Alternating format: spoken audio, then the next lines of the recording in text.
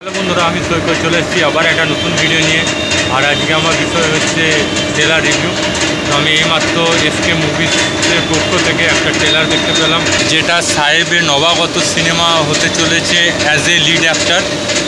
সেটার নাম হচ্ছে তবু ভালোবাসি। এর আগে সাহেব অনেক সিনেমায় অভিনয় করেছে, তবে এই সিনেমাতে সে মুখ্য চরিত্রে অভিনয় করতে চলেছে। তাছাড়া আয়ন, তারপরে আরিয়ান আছে অভিনেতা, আর দেবস্মিতা আছে। তো তিনজনা নিজে ভালোবাসাকে বাঁচানোর জন্য লন্ডন চলে যায়।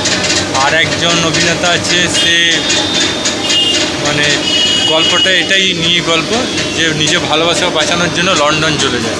এবার লন্ডনে গিয়ে কি হবে সেটা জানতে গেলে সিনেমা হলে যবে সিনেমাটা আসবে তখনই জানতে হবে। আমার গল্পটা একটু মোটামুটি ভালো লাগছে। আর একটা জিনিস আমি ইন্টারেস্টিং দেখলাম, একটা ক্যারেক্টার দেখলাম যে তার বাবা চায় তাকে পলিটিশিয়ান করতে, এবং সেই ছেলেটা চায় সে সোশ্যাল মিডিয়া ইনফ্লুয়েন্সার হবে, এবং সে তার কথা আটকে যায় কথা বলতে বলতে, এবং ঠিক মতো কথা বলতে পারে না, তবু সে চেষ্টা চালিয়ে যায়। এবং তার বাবা তাকে চায় নেতা হতে, এবং সেখান থেকে বাঁচার জন্য সে লন্ডন চলে যায়।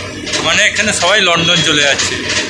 এসকে মুভিসের যতগুলো সিনেমা দেখছি আমি, সব লন্ডনেই শ্যুট হবে। কিছুটা হবে কলকাতায়, কিছুটা হবে লন্ডনে, যতগুলো সিনেমা দেখছি। তবে ট্রেলারটা দেখে ভালো লাগলো, 2 মিনিট 22 সেকেন্ডের ট্রেলার। আর এটা দেখি সাফল্য পাই কিনা এই গল্পটা, মানে এসকে মুভিসের সিনেমা এখন খুব একটা ভালো চলছে না অনেক দিন ধরে। আর দেখা যাক কী হয়, দর্শক বন্ধুরা বলবে। আর সাহেব যদি এই সিনেমাতে সাফল্য পায়, তো আমরা নবাগত লিড ক্যারেক্টার হিসাবে পেয়ে যাব সাহেবকে। তাহলে বাংলা সিনেমায় যে লিড চরিত্রের অভিনয়ের যে একটা খামতি চলছে, সেটা পূরণ হবে। আপনাদের মতামত কি সেটা কমেন্ট বক্সে লিখে জানান। ভালো লাগে লাইক করুন, চ্যানেলটা সাবস্ক্রাইব করুন, ফেসবুক থেকে পেজটা ফলো করুন। আবার দেখাব নতুন ভিডিও নিয়ে। ততক্ষণ জয় হিন্দ, জয় ভারত, ভালো থাকুন, সুস্থ থাকুন।